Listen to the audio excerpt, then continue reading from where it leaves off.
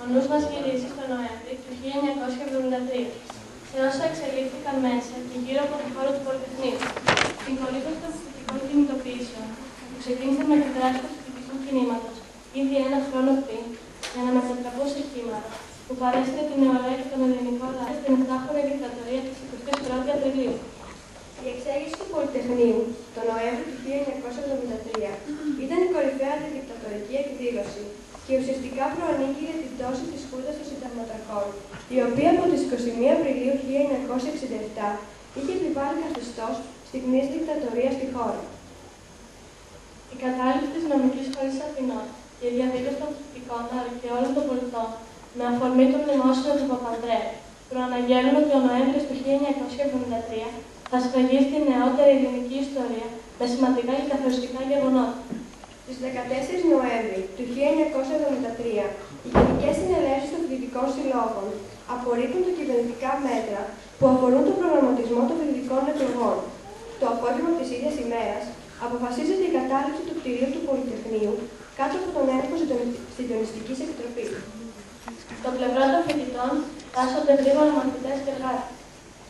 Τη νύχτα της 15ης Νοέμβρη πραγματοποιούνται φοιτητικές συνελεύσεις σε όλες τις σχολές. Από το Πολυτεχνείο ακούγονται συνθήματα εναντίον της Χούντας όπως «Κάτω η Χούντα», «Θάνατος στην τυραννία», «Επανάσταση ΛΑΕ», «Απόψε θα γίνει Ταϊλάνδη» και πολλοί φοιτητές αλλά και εργάτες συγκεντρώνονται εκεί. Κεντρικό σύνθημα η γενική απεργία.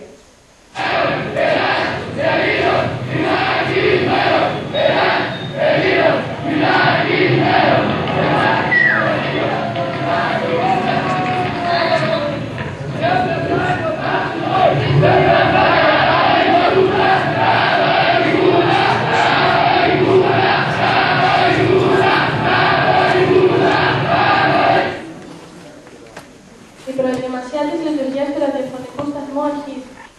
Εντός και εκτός του κτηρίου του Πολυτεχνείου επικρατεί ένταση και τα συνθήματα πληθαίνουν. Την εμφάνισή τους κάνουν οι πρώτες προκηρύξεις που μοιράζονται στα περαστικά αυτοκίνητα. Γύρω στις 9 γίνεται ολοκληρωτική κατάληψη του Πολυτεχνείου και του γύρου χώρου και σταματάει η κυκλοφορία.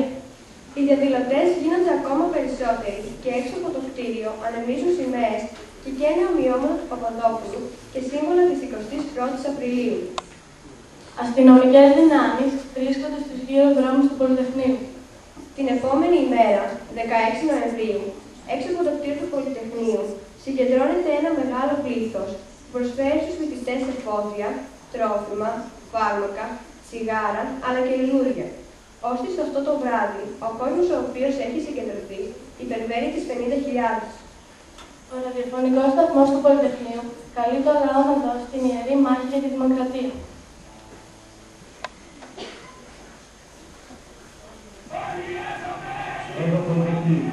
Έργο Πολυτεχνείου.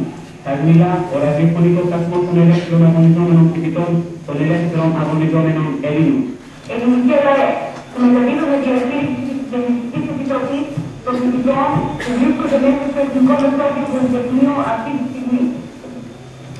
Οι φοιτητές από όλες τις σχολές, στη διάρκεια του φοιτητικού κινήματος, συνειδητοποίησαν πως τα προβλήματα σχετικά με τον εκδημοκρατισμό της παιδείας και τη λειτουργία του εκπαιδευτικού συστήματος δεν γίνονται χωρίς την αλλαγή της συγκεκριμένης πολιτικής κατάστασης.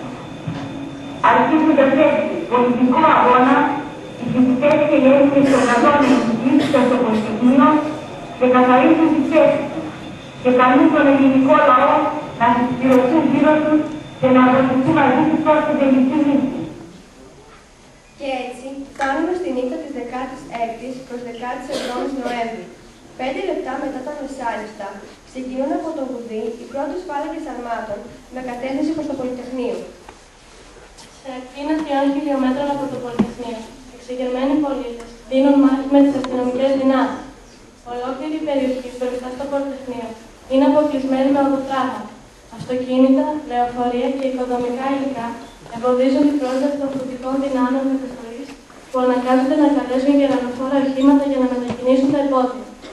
Ο ραδιοφωνικός σταθμός και τα μεγάφωνα του Πολυτεχνείου μεταδίδουν μηνύματα προς τον ελληνικό λαό και τους στρατιώτες, καλώντας τους τελευταίους να μην χτυπήσουν τα αδέρφια τους. Αδέρφια μας στρατιώτες, αδέρφια μας στρατιώτες, δεν θα σηκώσετε όπλο, δεν θα σηκώσετε και δεν θα προχωρήσετε, δεν θα σκοτώσετε τα αδέρφια σας. Αδέρφια μας στρατιώτες, αδέρφια μας στρατιώτες, αδέρφια μας στρατιώτες, αδέρφια μας στρατιώτες, πώς είναι δυνατόν να προχωρήσετε τα αδέρφια σας, να ζητεί ελληνικό έλλειμμα, πολιτιστέρουμε στην ευκαιριά και δεν πάρει πρώτος αρχίζω το οπτικό ύπνο, αυτό το αιώνιο σύμβολο της ελευθερίας. Σε γνωρίζω από την κόψη του σπάσου την προβολή, σε γνωρίζω από την όψη που με βγάζει όλα στη γη. Από νωρότερα βγαλμένη, προβολίων τα ιδέα και τα πρώτα δικαιωμένη, σε ευχαριστώ. Τα κάγκελα της σχολής αναρτάται ένα πανό που γράφει «Φαντάρι είστε αδέρφια». Οι οδομαχίες στους γύρω δρόμους γίνονται όλο και σκληρότερες. Οι δυνάμεις της αστυνομίας και του στρατού είναι παραταγμένες σε θέση μάχης έξω από το κτίριο. Στις 3, ένα τάγκ το οποίο βρίσκεται απέναντι από την κεντρική πύλη του Πολυτεχνείου μετακινείται και πέφτει πάνω της με ορμή. Η πύλη γκρεμίζεται καταφλακώνοντας τους φοιτητές που στέκονται πίσω. Οι αστυνομικές δυνάμεις εισβάλλουν στο προαύλιο μαζί με άνδρες των λόγων. Ακούγονται ρηπές πυροβόλων όπλων και πολλοί από τους εξεγερμένους τραυματίζονται ή πέφτουν νεκροί. Ασθενοφόρα μεταφέρουν τους νεκρούς και τους τραυματίες. Στους παραπλήσιους δρόμους οι οδομαχίες συνεχίζονται, ενώ όσοι κατορθώνουν να διαφύγουν από τον αστυνομικό κλειό βρίσκουν καταφύγιο στις γύρω πολυκατοικίες, των οποίων τις πόρτες οι κάτοικοι έχουν αφήσει ανοιχτές. Οι διαδηλώσεις και οι συγκρούσεις δεν αρκούν να αρχίσουν και πάλι. Οι εργάτες, ενωμένοι με τους φοιτητές, στείνουν οδοφράγματα και οι δρόμοι γεμίζουν με νέους νεκρούς και τραυματίες. Οι νεκροί επισήμως ανέρχονται σε 34 άτομα. Ωστόσο, τα θύματα πρέπει να είναι πολύ περισσότερα, διότι πολλοί βαριά τραυματισμένοι, προκειμένου να διαφύγουν τη σύλληψη, αρνούνται να διακομιστούν σε νοσοκομείο. Η επόμενη μέρα. Ο δικτάτορας Γεώργιος Παπαδόπουλος κηρύσσει στρατιωτικό νόμο και στις 25 Νοεμβρίου ανατρέπεται με στρατιωτικό πραξικόπημα. Πρόεδρος ορίζεται ο καταστράτηγος Γκυζίκης και πρωθυπουργός της νέας κυβέρνησης ο Ανδρουτσόπουλος. Όμως, ο ισχυρός άνδρας του νέου καθεστώτος είναι ο διοικητής της στρατιωτικής αστυνομίας Ιωαννίδης.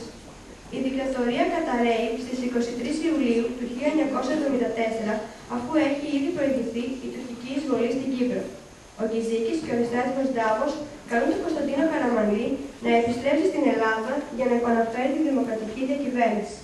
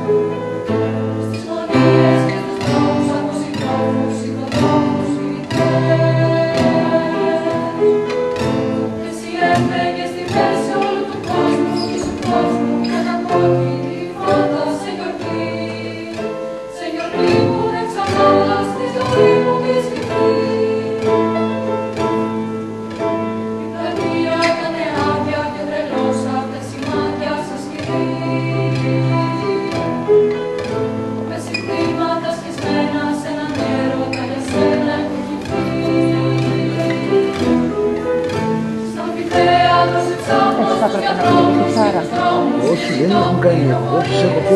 Δεν με ακούει κανείς.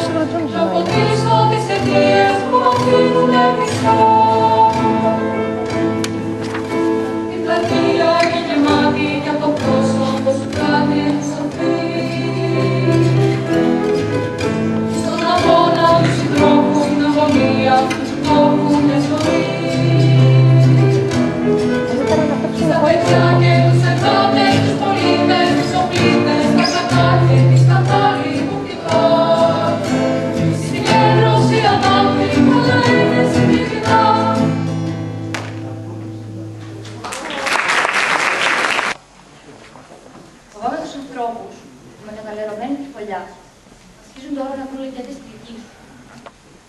Φοβάμαι τους ανθρώπους που σου κλείναν την πόρτα, μην τυχόν και τους δώσεις κουπόνια.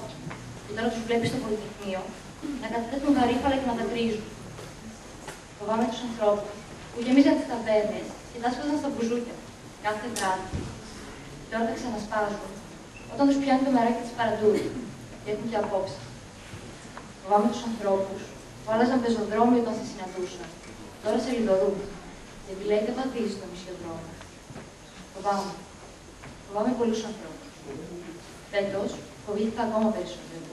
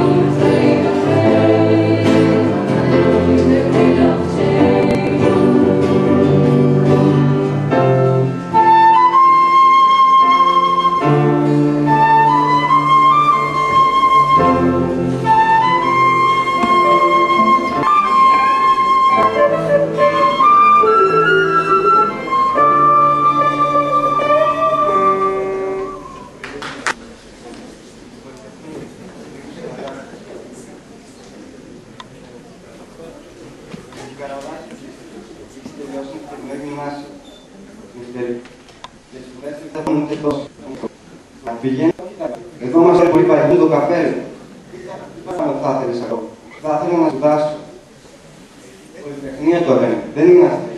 Αυτό είναι παράδεση, κάποια ευκαιρία, διάφορα βιβλία. Δεν είναι το συνεδρία. Και πήγε μέσα.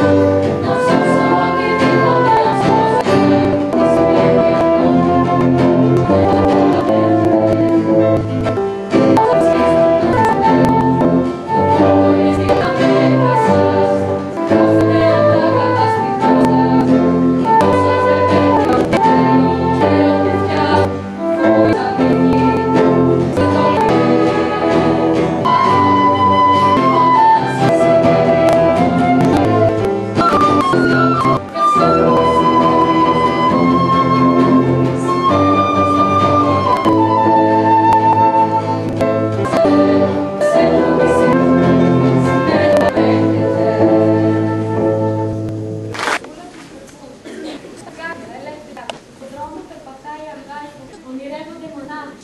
Παιδιά έχουν αλλάξει σε μια μέρα. Πίσω τα κάτερα. Φωνές που δεν έχουν. Γελιάζουν θάλασσα που πλέει ένα καΐκι. Μάτια της γενιάς του. Είναι φως που ξημερώνει. Έξω στον δρόμο το πίνει. Βήμα.